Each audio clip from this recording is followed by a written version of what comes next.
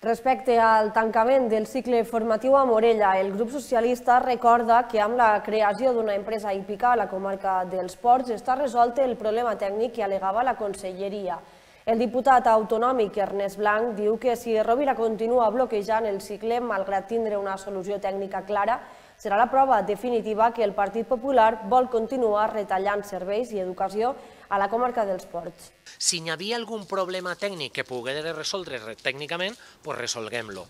El que sí que han vist en aquests temps, o per almenys la comunitat educativa, i si ens ho ha fet saber, és que hi ha una empresa que s'està constituint en aquesta mateixa comarca que reunís les condicions i inclús les supere de lo que era aquest plec de condicions, que és el que va fer que se posaren problemes tècnics a la continuïtat del cicle de la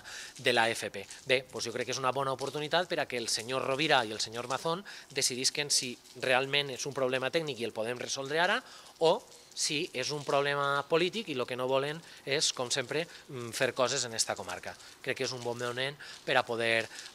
manifestar-lo. Jo crec que l'excusa del PP sempre ha sigut la mateixa, posen un problema tècnic, després diuen que van a llevar el servei i després creem un relate per a que això se quede en aigua de borregues i al final els que estem perjudicats som els del territori. Crec que n'hi ha que fer cas a lo que diu l'institut, a lo que diu la comunitat educativa. La comunitat educativa no vol fer invents, vol que se continuï en el cicle que n'hi ha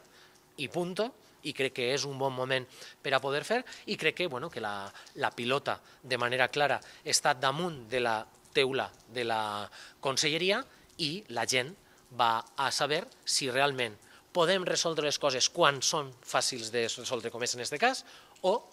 ara, una vegada més, tenim un problema en aquesta comarca de que no se vol disposar de serveis. I en aquest cas, nosaltres posarem tot el que estigui en les nostres mans per a poder evitar-lo.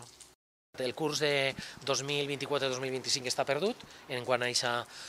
assignatura i el que sí que s'ha de posar és en marxa ràpid aquesta licitació que va caducar, però se pot fer alguna pròrroga o n'hi ha que buscar el mecanisme tècnic per a poder fer-lo i si no, començar de nou, però per a que antes de començar el curs de 2025-2026 això pugui estar en marxa. Crec que és una qüestió merament procedimental i de terminis i crec que és una bona oportunitat per a no perdre-la.